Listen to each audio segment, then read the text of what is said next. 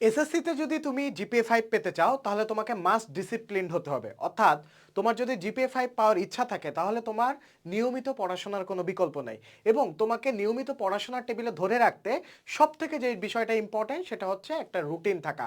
এখন একটা daily routine তুমি কিভাবে বানাবা এবং একটা ডেইলি রুটিন বানাতে যে জিনিসগুলো তোমার মাথায় রাখতে হবে সেই সব কিছু নিয়ে আজকের এই ভিডিও। তাই ভিডিওটা ভালো লাগলে মাস্ট শেয়ার করে দিবে এবং চ্যানেলটা অবশ্যই সাবস্ক্রাইব করে রাখবে। তো এসএসসির কমার্সিয়ানরা, তো আমরা রুটিন করতে যে বিষয়টা প্রথমে করি সেটা হচ্ছে আমরা কখন খাই কখন ঘুমাই সেই জিনিসটা ইম্পর্টেন্ট, কিন্তু রুটিনে ওই বিষয়টা রাখবা না। আগে তুমি কয়েকদিন যেতে দিবা, যে অর্থাৎ তুমি স্কুল তোমার শুরু হয়ে গেছে, হ্যাঁ স্কুল শুরু হয়ে গেছে, তো তোমার স্কুলে কত থেকে কত ঘন্টা ব্যয় হয়, স্কুল টাইম কতক্ষণ ব্যয় হয়, এই জিনিসটা আগে ট্র্যাক করবা। প্রথম যে তোমার কাজ সেটা হচ্ছে সেলফ ট্র্যাকিং। সেলফ ট্র্যাকিং মানে তোমার নিজের কোন জায়গায় সব থেকে বেশি সময় তোমার ব্যয় হয় এই জিনিসটা তোমার আইডেন্টিফাই করা বা এই জিনিসটা তোমার চিহ্নিত করা। তো তোমার প্রথমে চিহ্নিত করতে হবে যে তোমার স্কুল টাইম কত থেকে কত ঘন্টা, অর্থাৎ কখন তুমি স্কুলে যাও কখন তুমি বাসায় আসো। হ্যাঁ, স্কুলে যাওয়ার পরে তো তোমরা ফুচকা টুচকা খাও, চটপটে খাও, বা স্কুল থেকে আসার সময় তোমরা খেলাধুলা করতে চলে যাও। তো বাসায় কখন আসো, স্কুলে কখন যায়, এই দুটা টাইম তুমি আগে খাতায় লিখে রাখবা। তারপরে তোমার স্কুলে যাওয়ার আগে বা স্কুল থেকে আসার পরে তোমার কখন কোচিং থাকে বা ব্যাচ থাকে সেই টাইমটাও খাতায় টুকে রাখবা। তারপরে তুমি কখন খেলাধুলা করো বা স্ক্রিন টাইম তোমার কতটুকু, অর্থাৎ কতটুকু তোমরা স্ক্রল করো বা কতটুকু গেমস খেলো, পাবজি খেলো, হ্যাঁ, বা তুমি যে কোনো মিনি মিলিশিয়া খেলো, এই যে গেমের প্রতি তোমার যে টাইমটা যায় এই সব কিছু তুমি জাস্ট 2 থেকে 3 দিন একটু অবজার্ভ করবা। তোমার নিজের কোন সময়টা কোন কোন জায়গায় যায় এটা একটু অবজার্ভ করবা। তারপরে তোমার একটা নির্দিষ্ট ডিসিপ্লিনে আসতে, অর্থাৎ একটা শৃঙ্খলার মধ্যে আসতে তোমার অবশ্যই 2 থেকে 3 ঘন্টা সেলফ স্টাডির জন্য থাকা উচিত। সেলফ স্টাডি মানে তোমার নিজে নিজে পড়াশোনা করে, হ্যাঁ নিজে নিজে পড়াশোনা করা। অর্থাৎ এখানে তোমার এই 2 থেকে 3 ঘন্টায় কোনো স্যার থাকবে না, কোনো ম্যাডাম থাকবে না এবং কোনো কোচিং থাকবে না। ঠিক আছে, এখানে শুধু পড়ার টেবিল থাকবা, তুমি থাকবা, তোমার বই থাকবে। তো 2 থেকে 3 ঘন্টা অবশ্যই সেলফ স্টাডির জন্য দেওয়া উচিত এবং সেলফ স্টাডিতে যত বেশি সময় দিবা তত বেশি ভালো, কারণ কোচিং সেন্টারে তোমার ডিস্ট্রাকশন থাকে, অর্থাৎ নানা জনের নানা কথাবার্তা থাকে। টিচাররাও এখন আর মনে করো পড়াশোনায় বেশি একটা সময় দেয় না, গাল গল্প বা অন্য কোচিং সেন্টারের বদনাম এই জিনিসগুলো করতে করতেই তারা টাইম পার করে দেয়। হ্যাঁ, তারপরে স্ক্রিন টাইম তোমার কমায় দিতে হবে, এই জিনিসটা আমি পরে আসতেছি। তো সেলফ স্টাডিতে অর্থাৎ তোমার ফোন টোন দূরে রেখে, তোমার টিচার দূরে রেখে নিজেকে 2 থেকে 3 ঘন্টা সবসময় সময় দিবা। তারপরে যে কাজটা করবা যে 1 ঘন্টা পর পর 1 ঘন্টা পর পর তুমি 5 মিনিটের একটা ব্রেক দিবা।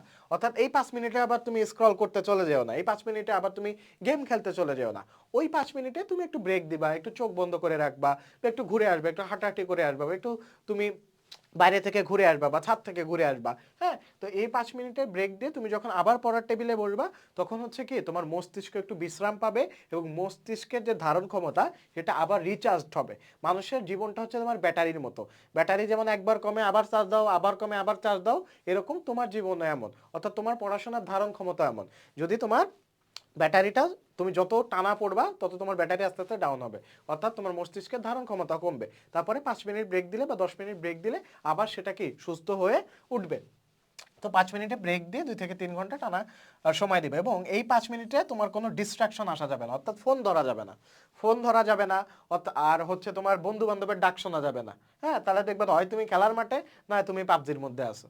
ঠিক আছে, এই 5 মিনিটে ব্রেক দিতে যে 1 ঘন্টার ব্রেক যেন না হয়ে যায়। তো এই জিনিসটা রুটিন করার সময় মাথায় রাখবা এবং সব থেকে বেস্ট হয় নিজেকে নিজে সময় দাও। সেলফ স্টাডিতে যত বেশি সময় দিবা তত ভালো হবে এবং রুটিন একটা নির্দিষ্ট ফ্লো থাকবে, অর্থাৎ গ্রুপ সাবজেক্টের জন্য আলাদা টাইম দিবা। গ্রুপ সাবজেক্টে যে যে সাবজেক্টগুলো ইম্পর্টেন্ট, অ্যাকাউন্টিং আজকে পড়বা নাকি ফাইন্যান্স পড়বা এই জিনিসটা আগে সেট করবা। শুক্রবারে অ্যাকাউন্টিং পড়লা ধরো, শনিবারে তুমি ফাইন্যান্স পড়বা, রবিবারে তুমি ব্যবসা উদ্যোগ পড়বা, এইভাবে তোমার রুটিনটা সেট থাকবে। তারপর হচ্ছে রুটিনে তোমার জেনারেল যে সাবজেক্টগুলো যেগুলোতে তুমি সব থেকে বেশি আটকাও, যেমন ইংরেজি, গণিত, বিজ্ঞান, কৃষি শিক্ষা, এই জিনিসগুলো তোমার প্রতিদিন কোনো না কোনো সাবজেক্ট তোমার রুটিনে রাখতে হবে। এইভাবে তুমি একটা সুন্দর করে একটা গুছানো রুটিন বানিয়ে ফেলবে।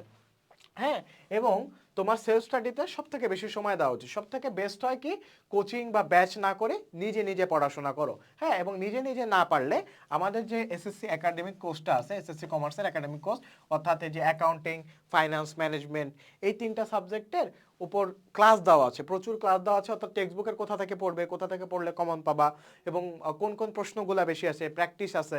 প্লাস হচ্ছে তোমার যারা নবম শ্রেণীতে বা দশম শ্রেণীতে আসো, যাদের হচ্ছে গাইড বই কিনতে প্রবলেম হচ্ছে, আমাদের এই কোর্সটাতে যদি এনরোল করো তাহলে সব ধরনের সাপ্লিমেন্ট, হ্যাঁ সাপ্লিমেন্ট, অর্থাৎ বিগত বছরগুলোর যে বোর্ড প্রশ্ন আছে, প্রচুর প্র্যাকটিস, এই সাপ্লিমেন্টটাকে ইবুক আকারে তুমি পেয়ে যাবা। অর্থাৎ তোমার নতুন করে তোমার কোনো সাপ্লিমেন্ট কেনার দরকার নেই, বা কোনো টিচারের কোচিংয়ের শিট কেনার দরকার নেই, বা আলাদা করে কোনো তোমার বই কেনার দরকার নেই প্র্যাকটিসের জন্য।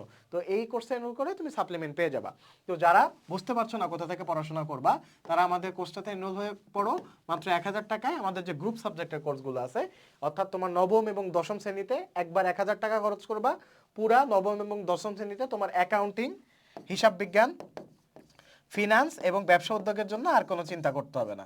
হ্যাঁ, ব্যবসা উদ্যোগের জন্য আর কোনো চিন্তা করতে হবে না। মাত্র 1000 টাকায় তোমার পুরো এসএসসি লাইফ পার হয়ে যাবে। ঠিক আছে, তুমি আমাদের কোর্সের ক্লাস দেখবা, প্লাস নিজে ওই চ্যাপ্টারটা বাসায় বসে বসে প্র্যাকটিস করে ফেলবা বা সলভ করে ফেলবা। তাহলে দেখবা তুমি এখন থেকে, অর্থাৎ নবম শ্রেণী বা দশম শ্রেণী যে স্টেজে থাকো না কেন, এসএসসি 27 এবং 28 ব্যাচ তোমরা এখন থেকে ঘুরে দাঁড়াতে পারবে।